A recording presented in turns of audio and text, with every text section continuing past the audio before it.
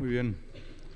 Pues buenos días a todos. Muchas gracias a Mutua Madrileña, a PricewaterhouseCoopers y también quiero decirlo a Mario Armero por el gran trabajo que está haciendo con su equipo en aproximar, como vemos en este foro, el automóvil a la sociedad española, que yo creo que es una tarea que teníamos todos pendiente. Me ha pedido Mario que hable algo sobre visibilidad de España. Es un tema algo complejo. Yo quiero, como eso es un foro de debate, no es una declaración institucional, ser un poco más provocativo en algunos de los comentarios o de las peticiones que voy a hacer. Hay que recordar que en el año 2007 España era considerada la séptima economía del mundo. Teníamos una confianza absoluta en nosotros mismos y una gran imagen exterior. En aquellos años, cuando yo iba a Alemania, siempre me sentaban en la mesa presidencial, ¿no? Pero éramos el tercer país del mundo en venta de furgonetas, el cuarto en camiones, ahora pues estamos hacia el 15 o el 17, y el cuarto, el quinto también en ventas de turismos, ¿no? Y eso hacía pues que nuestra imagen, como digo, fuera una imagen excelente, hablando un poco de eso, de visibilidad, de reputación. No voy a decir las causas de estos años, de la dependencia de quizá la construcción, de la crisis financiera, inmobiliaria, etcétera. Pero la verdad es que en este momento la imagen de España pues está y ha estado en mínimos históricos, pero no solo fuera, donde no ha cambiado tanto, curiosamente, sino especialmente dentro de nuestro propio país. A pesar de esto, la situación que estamos ahora, yo soy bastante optimista y confío plenamente en nuestro futuro. Yo creo que España, o estoy convencido, es una gran nación y estoy convencido que vamos a salir reforzados de esta crisis y esto, desde luego, es una oportunidad, pero esto, desde luego, lo que no va a ocurrir es por arte de magia, ¿no? Va a ocurrir con un esfuerzo colectivo importante de todos, entre otros los que estamos en el sector automóvil. Voy a exponer algunas ideas de lo que creo que podríamos hacer, algunos puntos que se están acometiendo, otros que quizás se están acometiendo menos, ¿no? Yo creo, en primer lugar, y es importante decirlo, debemos seguir atajando, como se está haciendo, el déficit. Yo creo que no hay familia o comunidad de vecinos que aguante de forma permanente gastar más de lo que ingresa, ¿no? Es un objetivo prioritario, pero no del Gobierno, sino de todos nosotros, ¿no? El Gobierno, sin duda, ha cometido muchas medidas, algunas son impopulares, otras son costosas, y, desde luego, junto a la reforma del mercado de trabajo, del sistema financiero, desde luego eran imprescindibles y van a tener sus efectos, sobre todo en el medio y largo plazo. Bueno, algunas de ellas ya las estamos viendo y hay una repercusión positiva, lo estamos viendo, por ejemplo, en el incremento de la bolsa, bajada de la prima de riesgo, y en los últimos meses también estamos atrayendo inversión extranjera, inversión de cartera, inmobiliaria, financiera y también en economía productiva e industrial. Por ejemplo, nuestro grupo, como tantos otros del sector automóvil, en los últimos meses hemos tenido que plantearnos los nuevos modelos. También en Mercedes se ha apostado por seguir con nuestra fábrica de Vitoria y para ello vamos a invertir entre los años 2013 y 2014 algo más de 700 millones de euros. Luego, cuando en una empresa privada tenemos estos problemas de déficit, buscamos lógicamente tres vías, ¿no? Por una parte, buscamos ingresos adicionales. En segunda parte, y más importante, recortamos los costes.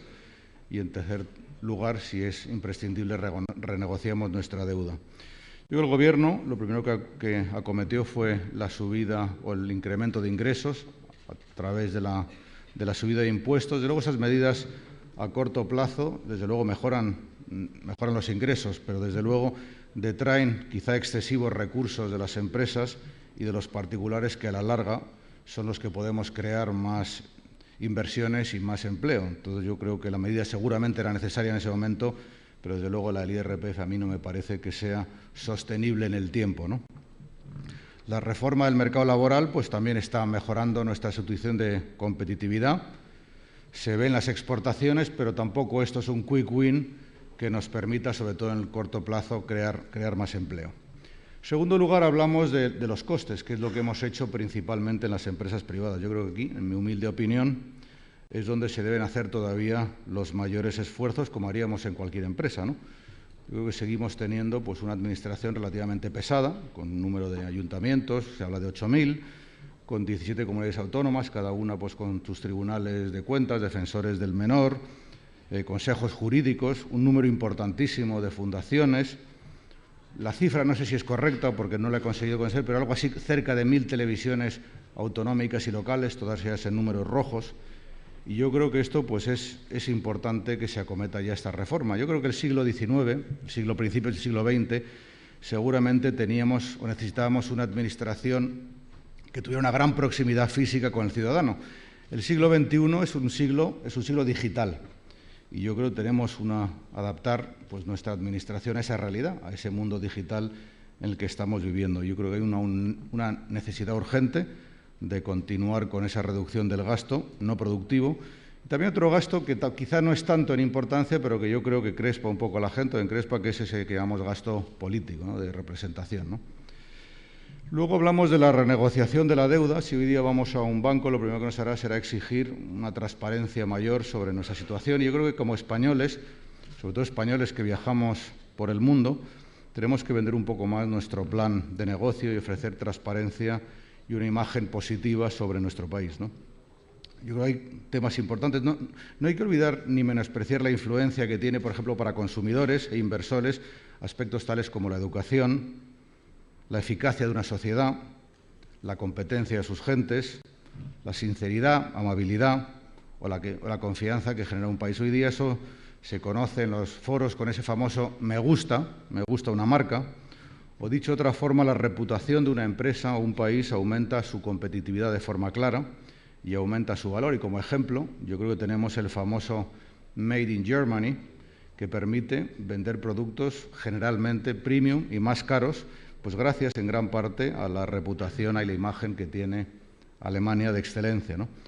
La reputación, desde luego, es la que puede reducir costes de deuda, es la que puede atraer inversiones, puede atraer visitantes o incluso compradores. Y la reputación se basa, como he dicho antes, en aspectos como oferta de productos y servicios, la innovación, el entorno profesional, la integridad, el respeto y la amabilidad.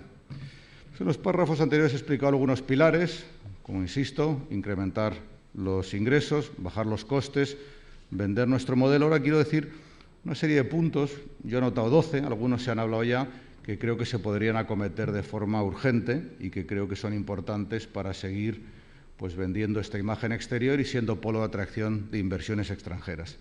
En primer lugar, yo creo que debemos salir, y yo creo que en España somos especialmente autocríticos, de esta apatía general o depresión colectiva que parece que hay en algunos sitios. Yo creo que el 2007 no va a volver, por mucho que lo esperemos sentados, y es la hora de afrontar los temas y defender los logros que estamos consiguiendo, ¿no?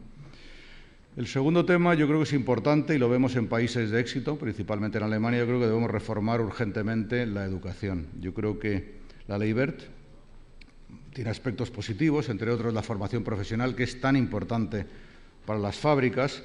Yo creo que necesitamos un gran consenso social, como llamamos en las empresas, un cambio cultural, ¿no?, para demostrar o para desarrollar una educación basada en el esfuerzo, en los méritos, uso de idiomas extranjeros, en la disciplina, sin demasiados adoctrinamientos ni sectarismos. A mí me produce, desde luego, sonrojo, imagino que ustedes también, cuando salen esas clasificaciones donde dice que somos el último país en comprensión en asuntos matemáticos y también en comprensión de una lectura sencilla de un prospecto farmacéutico, ¿no?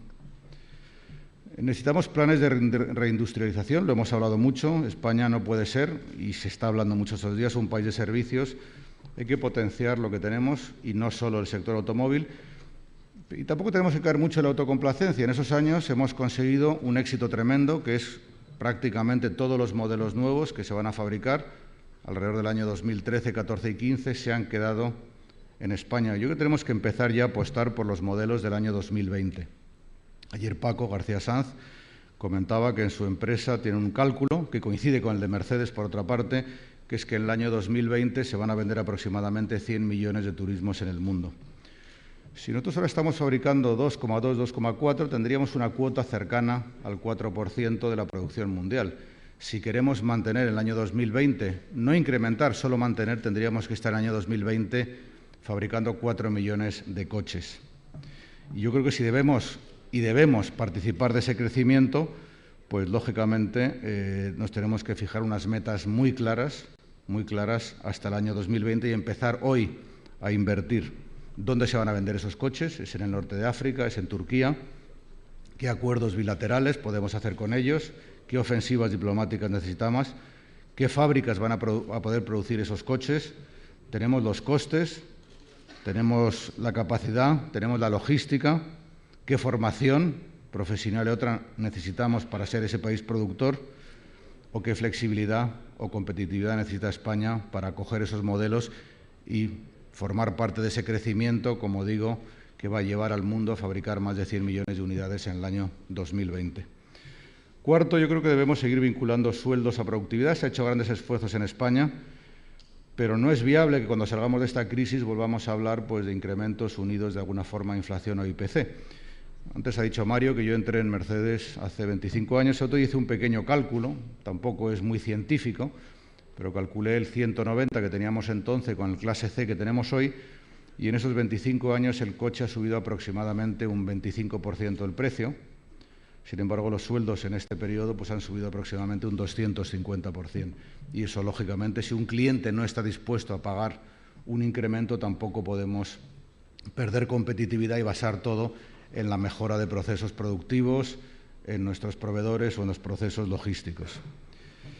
Debemos mantener, y es un punto importante, hablando de visibilidad, hablando de nuestra imagen en el exterior, debemos mantener la solidaridad entre regiones y entre países europeos, pero debe exigirse también esa solidaridad con una contrapartida. Yo estoy dispuesto a unos impuestos en unos momentos determinados, como ocurre en Alemania, por ejemplo, que pagan un porcentaje de impuestos adicional por la integración de Alemania del Este. Yo también estoy dispuesto a un 30, a un 40, a un 52, pero desde luego si todos aportan, y en Alemania se tiene muy claro esto de la cultura de la integridad, y aquí yo creo que hay que erradicar definitivamente temas como dinero negro, corrupción o economía sumergida que tanto lastran a la capacidad española y a nuestra reputación en el extranjero.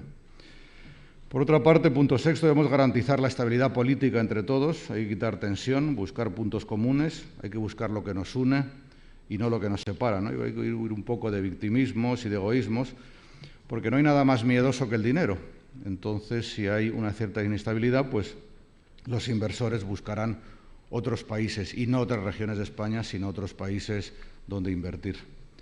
Punto séptimo, algo se ha hablado también, necesitamos más estabilidad legislativa y menos normas, ¿no? También es una cifra que he sacado de un periódico, no sé si es absolutamente cierta, pero un país europeo medio produce 4.000 páginas de legislación al año. En España, cada comunidad autónoma produce aproximadamente unas 40.000 al año, y eso hace que, según el Banco Mundial, seamos el país número 136 de los 185 en facilidades para crear una empresa. Junto a aspectos anteriores, un tema que preocupa mucho a las empresas alemanas en España es la moral de pago. Me refiero no solo a los pagos de la Administración, sino también de las empresas. Yo creo que hay innumerables empresas en España que han cerrado por falta de liquidez, a pesar de tener un negocio perfectamente viable.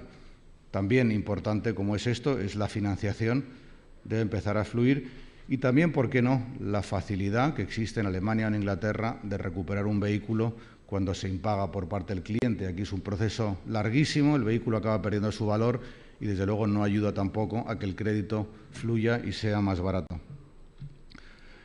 Noveno, las empresas españolas deben salir más, deben ser más globales, algunas ya lo están haciendo, pero seguimos viendo una muy buena representación de grandes empresas, pero no tantas pymes españolas que se internacionalizan. Sí exportan, pero no tanto con presencia afuera. Por ejemplo, como comparación, hay unas 100 empresas españolas presentes en Alemania, cuando hay 2.000 empresas alemanas presentes en España, aunque facturan prácticamente igual. Es decir, en España es a base de grandes empresas, el alemán, esas pymes, esa gran base empresarial alemana es mucho más global e internacional.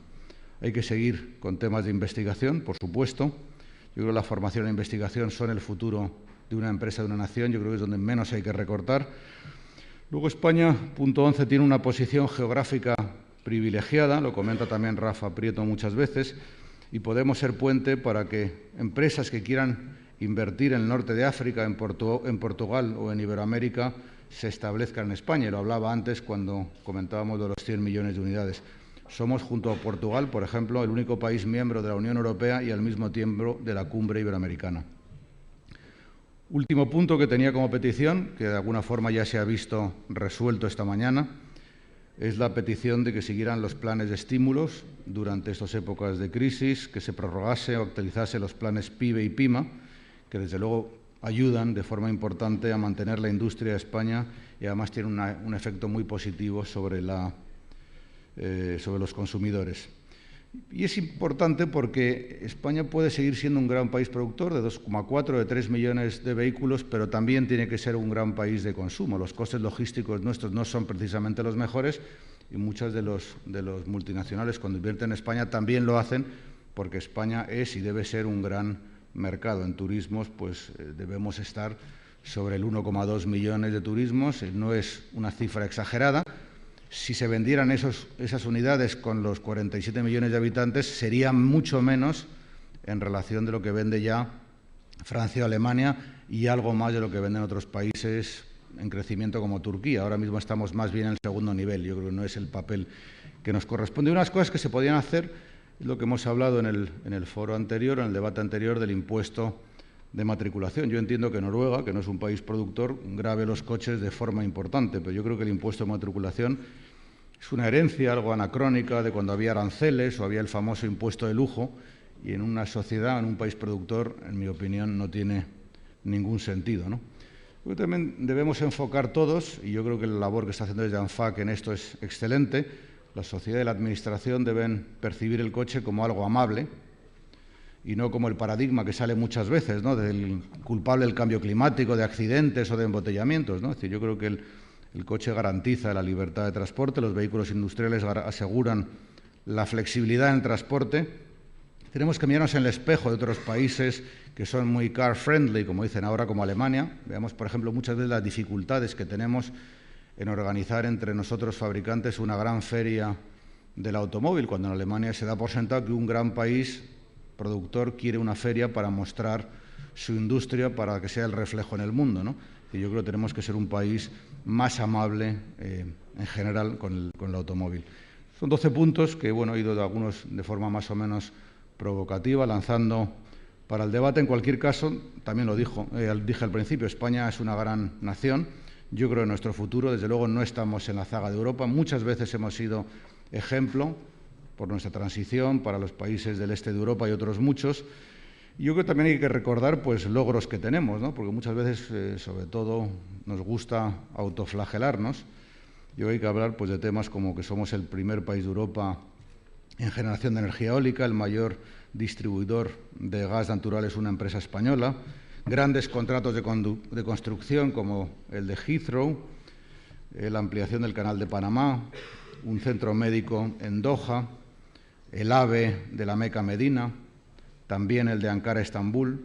Somos el segundo fabricante mundial de aviones militares de transporte, el segundo fabricante de vehículos europeos en Europa y primero, y no hay que olvidarlo, de vehículos industriales y 11º de turismos a nivel mundial. Sistema bancario, se ha hablado del banco más sostenible, incluso en el año 2012 el mejor banco según Euromoney es un banco español. El 12% del sistema bancario inglés lo controlan bancos españoles y también dominan el sistema financiero iberoamericano. El primer operador europeo de telecomunicaciones es español. También somos el primer país del mundo en tasa de donaciones de órganos, aparte de los éxitos deportivos ya conocidos. Líder mundial en tratamiento de aguas y desalación de agua de mar. Tenemos una empresa que es la mayor del mundo en distribución de moda a nivel mundial. En tema editorial también estamos muy arriba, en el 4º lugar, primer productor de aceite de oliva. El primer destino del mundo en turismo vacacional, el segundo país más visitado del mundo, el segundo país con más declaraciones de la UNESCO de Patrimonio de la Humanidad. Somos el tercer país del mundo en plazas hoteleras. Y tenemos un aspecto que muchas veces olvidamos, que es nuestro idioma, el idioma español. Es el primer embajador que tenemos. Es la segunda lengua más hablada del mundo, con una cuota del 4,85%, por detrás del chino mandarín, pero por delante del inglés. Es el segundo idioma más estudiado del mundo, la tercera lengua más utilizada en Internet. Casi 500 millones de personas lo hablan en el mundo, destacando 37 millones en Estados Unidos, que lo tienen como dominio nativo, y otros 15 con competencia limitada. Son algunos ejemplos que también debemos estar orgullosos, que también debemos, cuando hablamos de visibilidad de España, recordar. Debemos avanzar pues, en estas peticiones con unas metas claras. Yo creo que hay que tener siempre las metas claras. Debemos convencer con hechos a nuestros colegas, a nuestros socios europeos e internacionales que no estamos a la zaga de Europa. A mí en muchas ocasiones mis colegas de Alemania, en esos momentos mejores, pero también ahora, me decían que los españoles, un poco en seriedad, en planificación, somos los prusianos del sur, ¿no? Yo creo que es el momento de volver a demostrarlo y dado que yo creo que en Europa no podemos ganar la guerra del low cost, tenemos que apostar todos decididamente por la calidad de la marca España o del Made in Spain. Muchas gracias.